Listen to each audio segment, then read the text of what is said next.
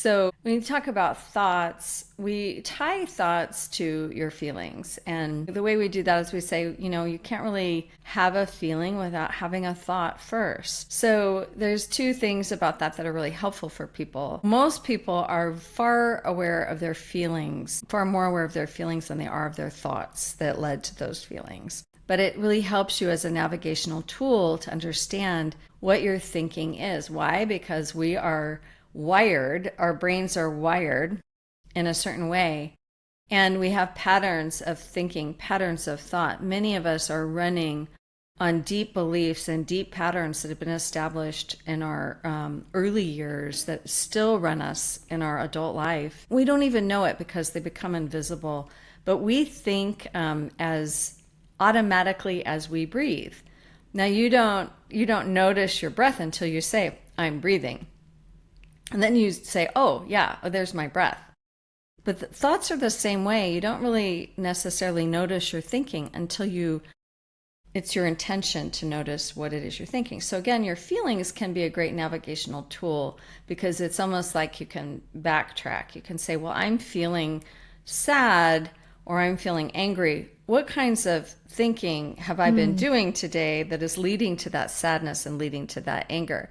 Now, once feelings are present, it's not about denying yourself your feelings. I mean, you watch children and they're the most healthy in how they deal with their feelings because they're just in it, right? They're angry and they're just in it, and then they're just reacting and responding, and then suddenly the next moment they're giggling, and that's healthy. Once you have a feeling, you don't have to analyze it in order to, be past it. You just have to allow yourself to be in it and then move past it. However, if you find yourself in a rut of feeling, even in a depression, you can start to ask yourself, what is my thinking about?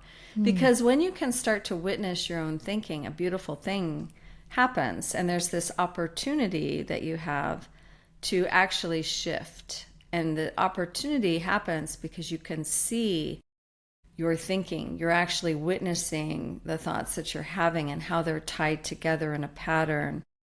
And they are tied together in a pattern. I guarantee you that. And it's just that you have to get to the point where you can interrupt that pattern. You can notice, and then you can interrupt it by the notice. I mean, people always say, what do you do? Well, there really isn't anything to do but notice. I mean, once you've noticed it and it's a negative thinking pattern, then you can choose otherwise. You can choose to focus on gratitude. You could place your hand on your heart and tune into your heart.